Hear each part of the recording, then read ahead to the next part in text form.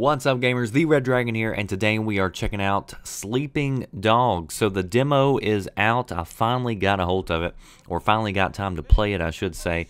And if I didn't have so many games coming up that I wanted to go pick up, and you know, I could afford the time and money to go pick this game up, I would definitely do this, because this demo just totally rocked it, and I loved it. So this is an open world game, but throughout the course of this demo, you're just playing through this one mission, so it's kind of linear what you're going to see, but you're going to see some pretty cool fight modes or fight scenes.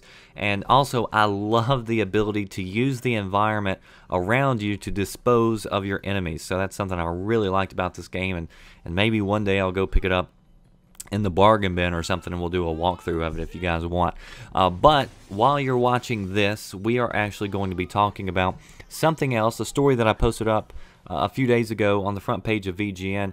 You know, sometimes I don't always post things on the site that are directly related to a game. Sometimes I post things about technology, and sometimes I post things that are somewhat related to the online gaming world, and this is one of those things that also kind of splits on the borderline of psychology talk. So you guys seem to like the introvert extrovert talk that I did a few days ago. So anyway, this article is about trolling, and the headline was that trolling may be a sign of mental health issues, which I thought was hilarious, because as soon as I read this, I sent it over to my friends, because I have a lot of friends on YouTube who actually do trolling videos. That's the majority of what they do. And so I was kind of picking at them, you know, and saying, hey, you're screwed up in the head, you know. And Lost in Place, he's one of those that sometimes post trolling videos, and we used to only troll people who boosted. And so you might have seen some of those videos on my channel before, where we go after people who I think kind of deserve it, and we have a little fun at their expense. But even then, it's no harm done, of course. And he said that if you troll and you put it on YouTube, then that's okay. It's not near as bad. And I tend to agree with him to a point where most of the trolling that you do see on YouTube, it is done for entertainment purposes, and nobody's really hurt, and everybody's kind of having fun, and they can laugh it off, you know, once they see it on YouTube. And you're not doing it to really just tear down the person and destroy them and make them feel absolutely terrible. It's kind of like, what's that show, America's Funniest Home Videos? Or our parents grew up with a show called Candid Camera, where it was practical joke shows where people go out and they set up a scenario, they play a character or whatever, and it's all just to get the reaction from the person. So that's what you're seeing. So I think there's that trolling, and then there's this other trolling, and this other trolling is really what this article was about. It's about the people, and I'm sure you've seen it online too, the people who go out of their way just to get somebody angry, and they don't even post it on YouTube. They just do it out of despite and meanness and really pure evil. So that's what this trolling is about. So I want to make that comparison first to say that, look, not all trolling is mentally ill people, I don't believe. But the trolling that we're about to discuss is. And it's a big issue, and you see it pretty much everywhere you look on the internet.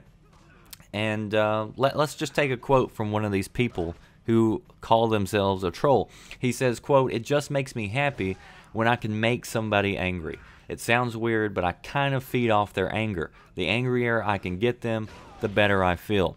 And this is a perfect quote to really put in place what a lot of us already kind of know. You know, you learn this in grade school.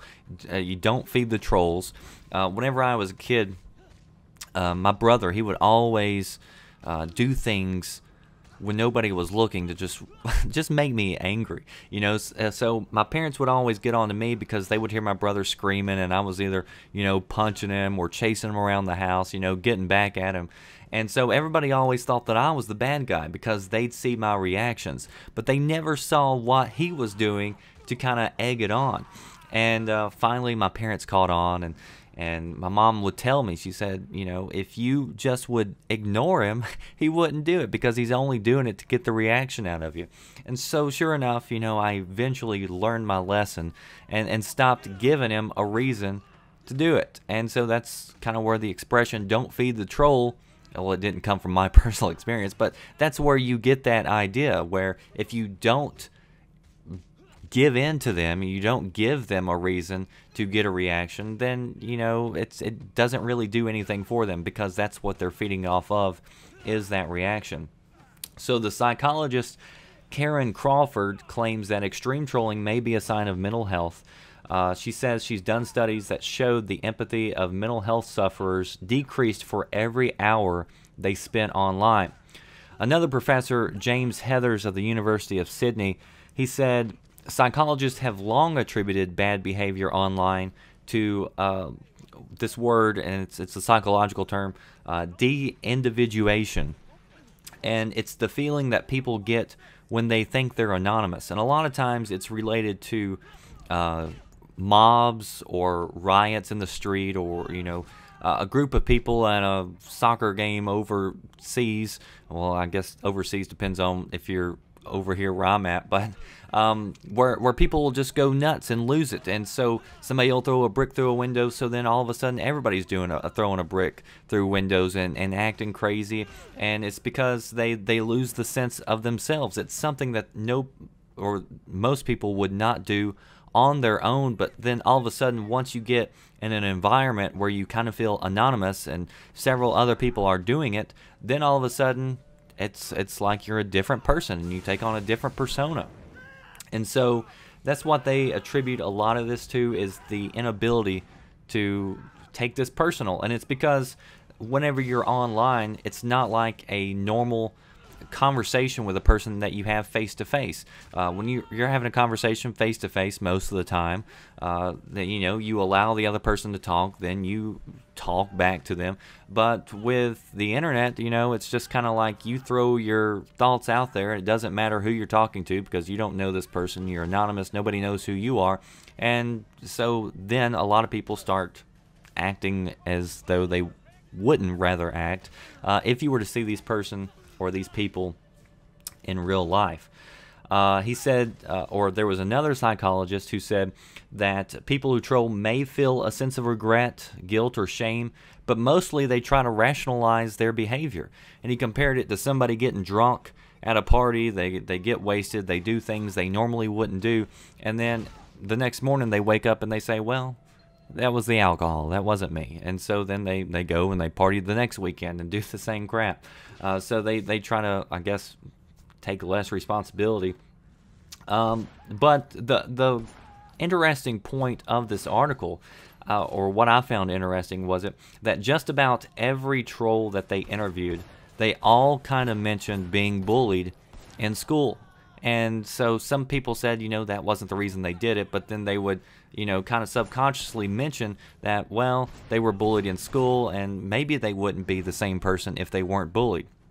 So then what happens is these people who are bullied in school, they get online, and then they become the bullies. And I don't even know that they really understand that they're just as bad as the people who were doing that to them in school.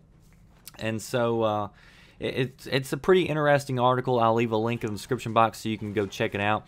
The psychologist went on to say, he said the sense of power was important to the people online who were acting like trolls.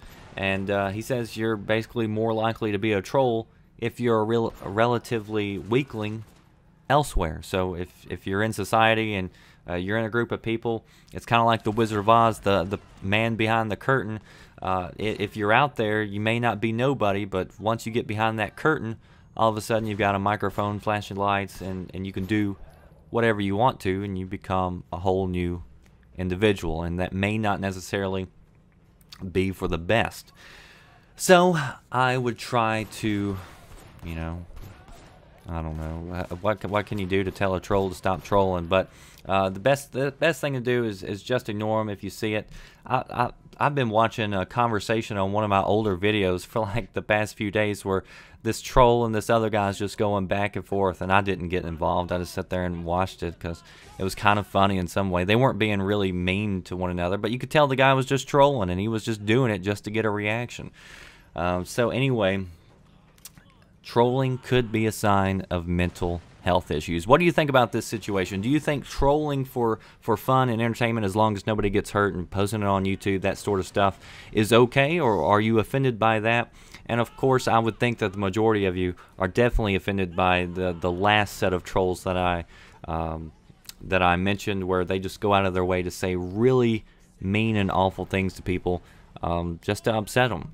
And so, you know, when you could be bullied in school, I don't think that's an excuse for you to act up and to do anything else. Everybody has a choice, and you can decide whether to take that, you know, anger and frustration and try to put it towards something good, like maybe you go start an anti-bullying campaign at your school, or you can go the other side, which is probably a lot easier, but it's definitely not very commendable or respectable. And so those are your choices. Everybody always has choices. So that does it for me, the Red Dragon. Be sure that you don't feed the trolls. Be sure you comment, like, and subscribe. I would appreciate it if you're not a subscriber already. And I'll see you next time. Thanks for watching.